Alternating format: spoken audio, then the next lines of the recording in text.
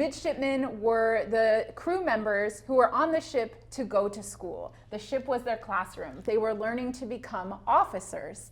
And many of them were teenagers. So we can look at the objects we have today as kind of the equivalent of what might be in a high schooler's school backpack. Absolutely. So the first thing, very familiar to all of us, it's really going to weigh down your backpack, are those textbooks. Carl, tell us a little about this textbook and what the midshipmen were learning from it. Well, so this is one of the most popular navigation textbooks of its time, and it's actually still in print today. This is an early edition of Nathaniel Bowditch's American Practical Navigator. It began publishing in the early 1800s and is still in print, published by the government today. So people are still, young students at sea are still learning to use this today. It was designed to teach you how to navigate a ship, both in the middle of the ocean and along treacherous coastlines. So like a math or science textbook, are there blank problems you have to fill out through the textbook, or is it just explanation? Well, it's actually a little bit of both. This includes a lot of explanation, but it was called the Practical Navigator because it was designed to give you practice, to show you through example how to do these things. And so there are, in fact, a number of kind of mock voyages where you would have to do the math that went along with figuring out where you were on the ship at sea.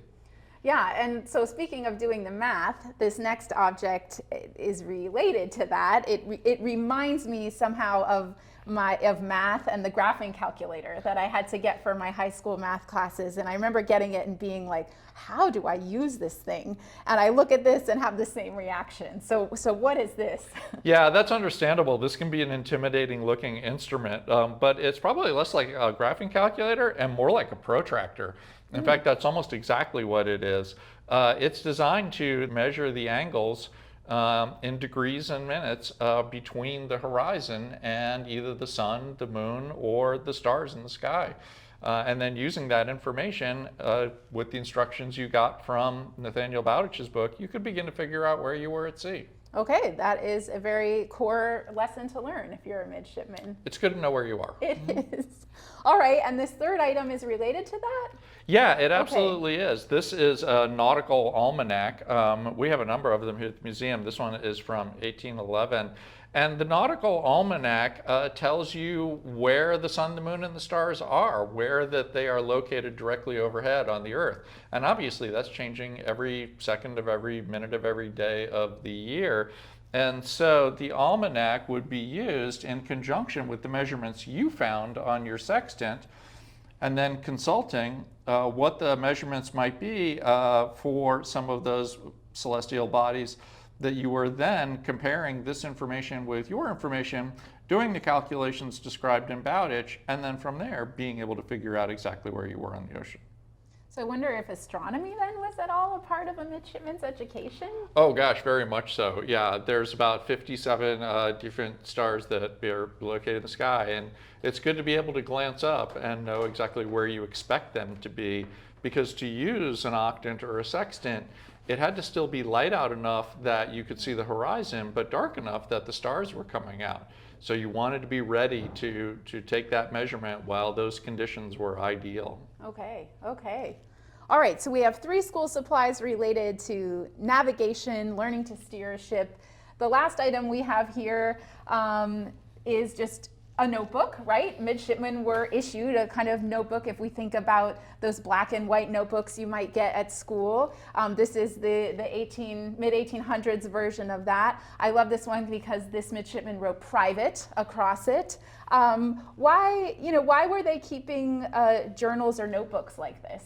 Well, for a couple different reasons. One of the things was that a midshipman was obligated to keep a midshipman's journal that was essentially a duplicate of the ship's logbook.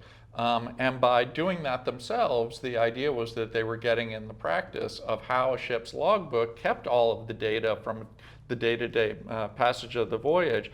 And that would include things like every hour, what direction the ship was going, where the wind was coming from, how strong the wind was, what the sea conditions were like. And then writing up notes about anything significant that happened, if they changed sails, things like that.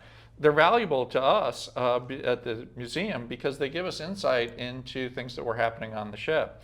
But in this case too, with the big notation of private, like the information I've just described doesn't sound like it's something you would want to keep private, right?